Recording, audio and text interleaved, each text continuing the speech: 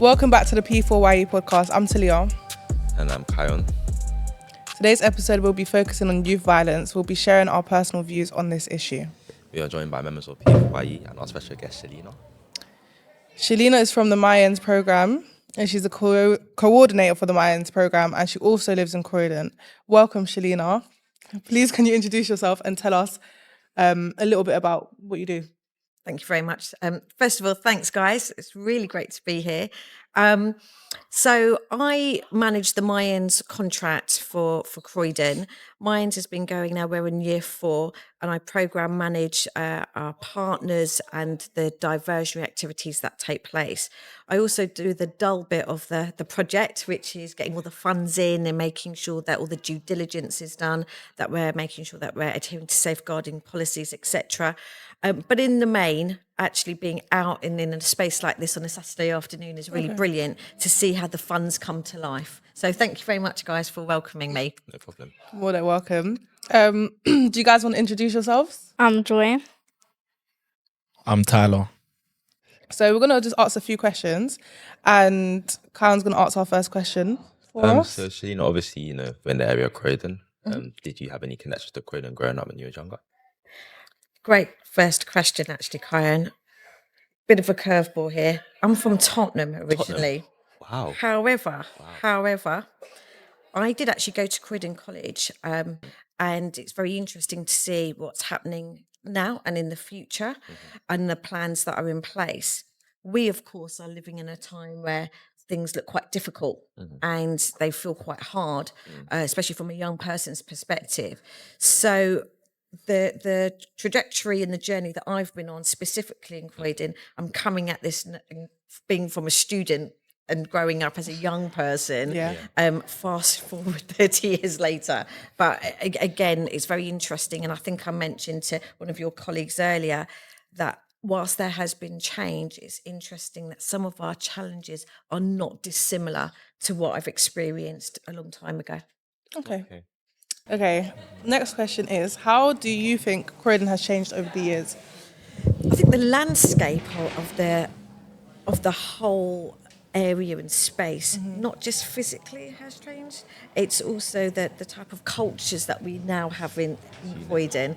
All the food outlets and the different types of culturally what you can get, and watching on a Saturday morning when I'm not at work, the different types of people that come to London Road for their cultural shopping. And I quite like and enjoy that. So you like how you think Croydon is multicultural at the moment? Oh, definitely. And I think it has been for some time. I think that when we historically talk about Croydon, we might think about the sunny, the hilltops and the trees and the leafy side of Croydon. But actually, I think we've missed a massive component of the whole cultural diversity that we have right on our doorstep.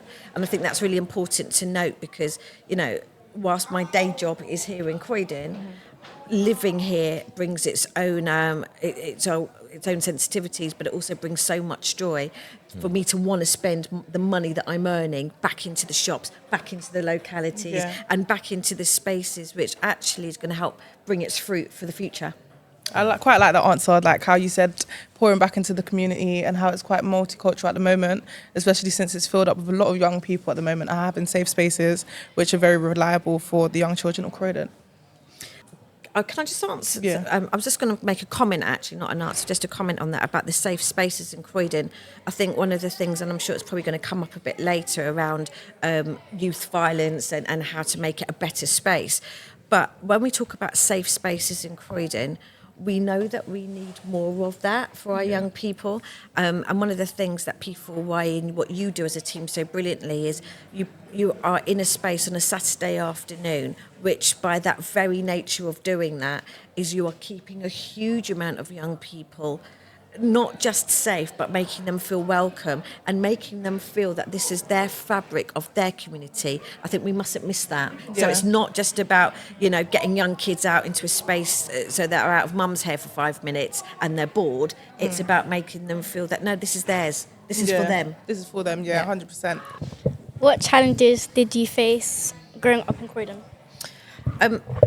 Like I said, when I was a student here, Joy, 30 years ago, I think the biggest challenge that we had was there was always lots of shops, but I didn't necessarily see anything for young people. Now, I say that, there's always that middle step that's missing when you're of education age, and then all of a sudden you're at pub age or club age, and there's that bit in between that we really lacked. We didn't have anything. There wasn't any of those spaces that could still make you feel adult and grown up as you kind of transitioned. It was kind of, you were either in the shopping centres or not, or you were in underage clubs. Am I allowed to say that? We were in clubs in granaries down the road. I was 16, 17, shouldn't have been in there. But that's what we did. Okay. What do you think is at the root of Croydon challenges? Oh, such a loaded question, and there are so many things. I think we know that there's not an awful lot of money in Croydon, but I would say right now the world feels hard globally.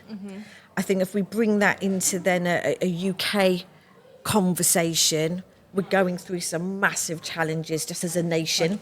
We've got a new government that's come in, and they are also finding their feet. And like with any administration, that sometimes takes some time to settle. Once that settles, do we then know what is that investment going to look like per locality, per borough, so to speak? So it feels like I'm giving you a politician's answer, which is sitting on the fence, sort of saying, look, there's lots of problems, there's lots of navigation.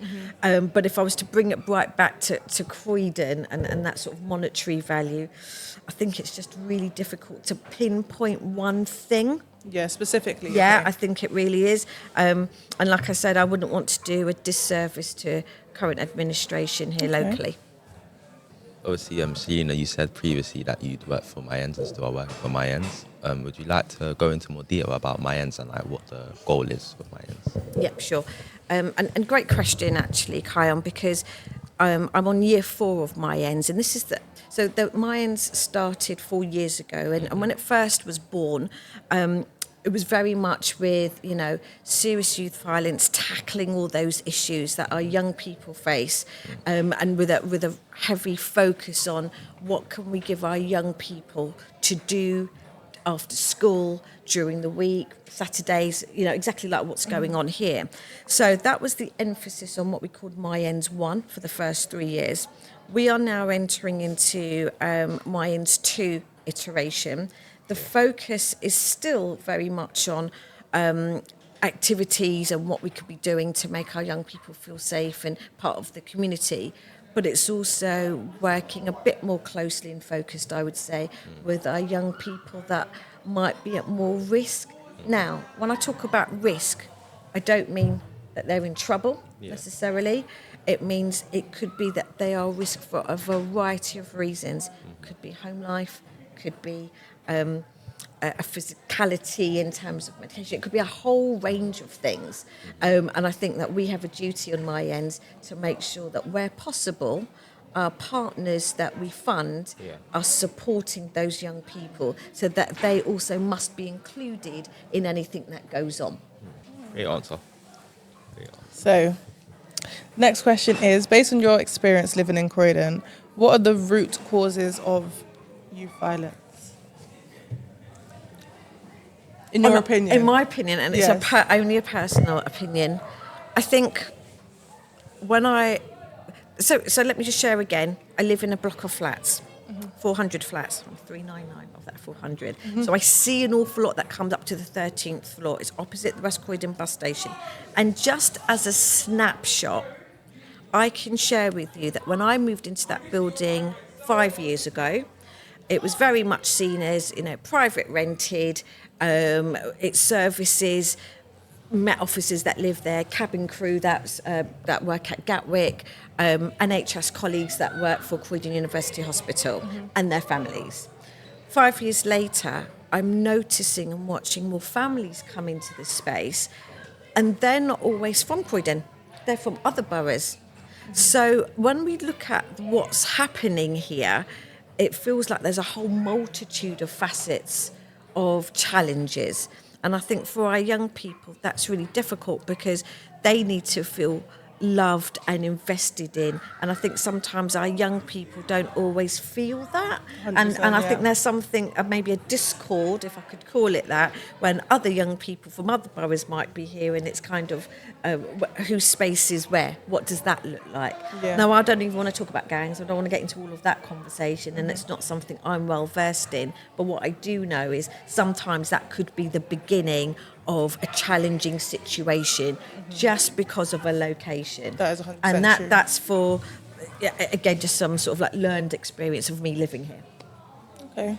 I like that answer, actually. I feel like you touched on when children don't always feel safe in the area as well. I feel like even if you are from the area, you are from Croydon, some children do feel a little bit out of place sometimes. Like you said, if people come from different areas, I feel like it's the same thing as well. So yeah, I do like that answer. Thank you.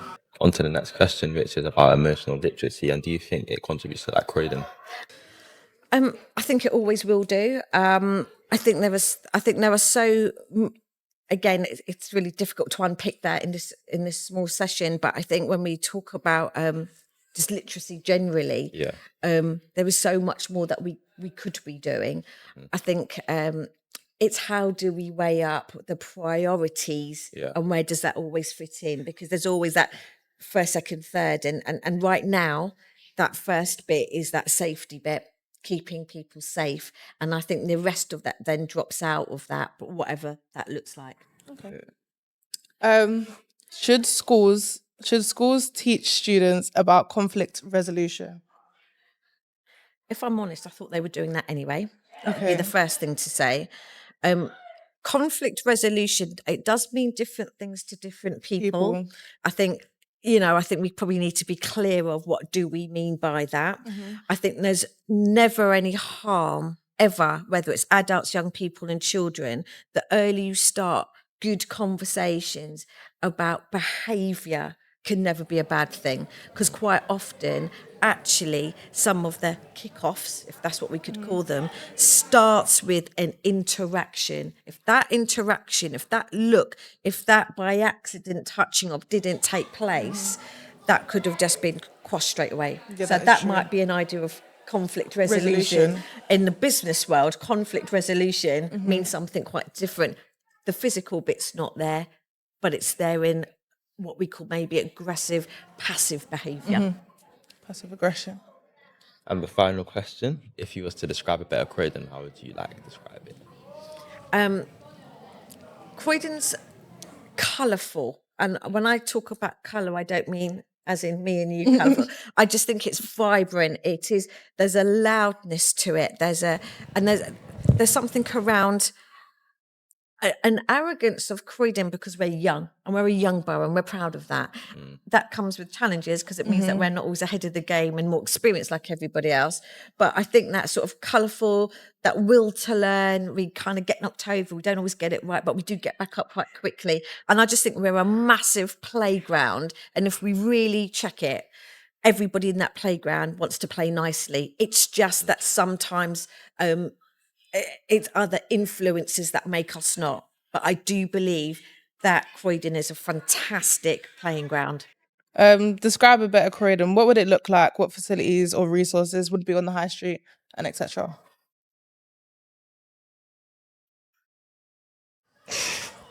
Well, I mean, obviously it needs to be a bit safer.